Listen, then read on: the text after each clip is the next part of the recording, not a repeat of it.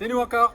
Alors, on s'est mis dehors parce qu'on s'est fait engueuler parce qu'on était dans une petite pièce sans masque et qu'on c'est difficile de parler et de s'enregistrer avec un masque. Donc là, on s'est mis dehors. Dans le jardin, il fait beau, donc on va essayer comme ça.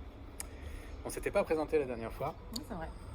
Je l'ai mis dans le lien, mais donc moi je m'appelle Laura Berlingot, je suis donc médecin gynécologue obstétricienne à la Pitié-Salpêtrière. Et je m'appelle Jacques Nizar, je fais comme Laura et on travaille ensemble. On a le plaisir de travailler ensemble et là, un rayon de soleil vient d'apparaître, c'est fantastique. C'est juste au moment où on se présentait.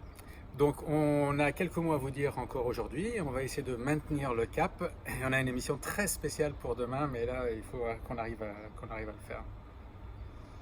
Donc, je voudrais déjà tous vous remercier parce que ça a été pas mal vu, partagé, diffusé.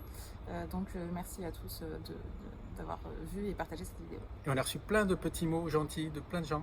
Alors attends, tu viens, suis-moi. Suis-moi. On va essayer de... Voilà. Ah là, c'est mieux là. J'ai un peu de soleil dans les yeux. Ouais. Et on a reçu plein de petits mots gentils et d'encouragement, donc nous ça nous fait plaisir et on va continuer pour ça. Alors aujourd'hui on va aborder plein de petits points et notamment qui peut venir en maternité. Encore une fois, peut-être que vous regarderez cette vidéo dans longtemps et vous vous direz oh là là, ils avaient tort, tout a changé après ça. Mais aujourd'hui, qui peut venir dans la maternité? Alors aujourd'hui, tout ce qui est consultation, que les femmes enceintes, d'accord? Zéro accompagnant, zéro accompagnante. Que ce soit le père ou pas, malheureusement, c'est pas du tout possible de venir. Ça veut dire qu'il reste dehors? Ouais. Il peut vous accompagner physiquement en voiture, mais après il doit rester en dehors de la maternité. Pour l'accouchement?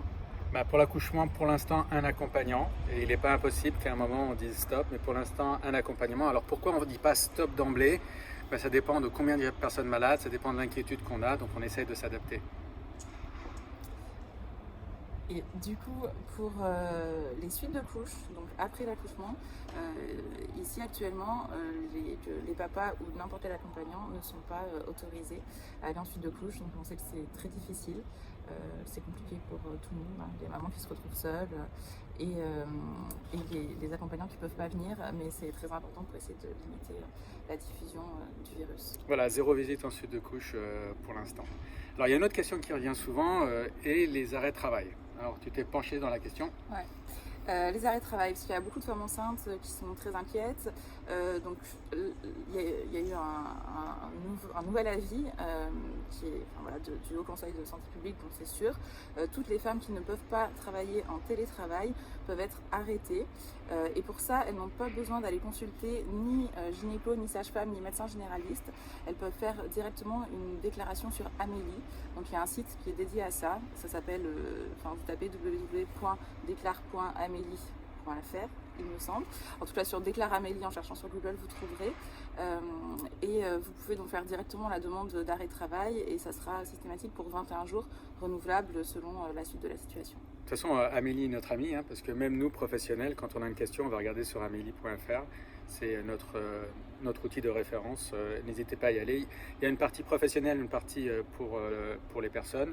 Vous allez, comme vous faites partie des patients, vous allez dans le groupe patients et vous avez toutes les questions. C'est mis à jour. Encore une fois, c'est là qu'on trouve nos réponses quand nous-mêmes on en cherche. On en est à qu'est-ce qu'il faut reporter.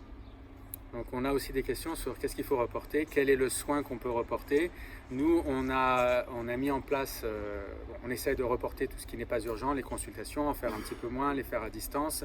Mais sinon, il y a d'autres choses. Le suivi de grossesse ne consiste pas juste en venir une fois par mois à la maternité.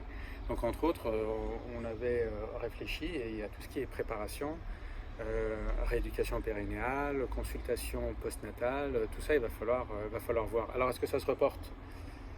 Ah oui, il y a des choses qui se reportent. Donc tout ce qui est rééducation du périnée, préparation à la naissance, faut pas venir dans les maternités pour faire ça. Faut voir avec des sages-femmes libérales, éventuellement si elles peuvent certaines le faire par téléconsultation, par Skype, alors pas tellement pour la rééducation mais surtout pour la préparation à la naissance. Je pense que ça va être possible d'inventer des nouvelles solutions, FaceTime, Skype. Voilà. Plus ça va durer, plus on va être inventif. Pour les visites des maternités, du coup pour l'instant c'est plus d'actualité. Et puis on verra parce qu'au fur et à mesure, et on a plein de questions qui nous viennent, que vous nous envoyez, donc on essaye d'y répondre au jour le jour. Et Donc continuez à nous envoyer des questions. Et enfin, on avait un point. Un point parce que là aujourd'hui, vous voyez, on attend une patiente qui est Covid positif et qui doit avoir une échographie. Donc c'est branle-bas de combat chez nous pour faire ça. Et elle n'est pas à l'heure. C'est d'ailleurs pour ça qu'avec Laura, on a 5 minutes. Ouais. Donc venez à l'heure s'il vous plaît à vos rendez-vous. Pour nous, c'est une énorme organisation. Essayez d'être à l'heure, surtout si vous êtes malade et si vous êtes Covid positif. Le timing est important pour nous. Donc merci à tous. Et à toutes. Et à toutes. À très bientôt et vous allez voir, on vous prépare une petite surprise pour demain. Au revoir. Au revoir.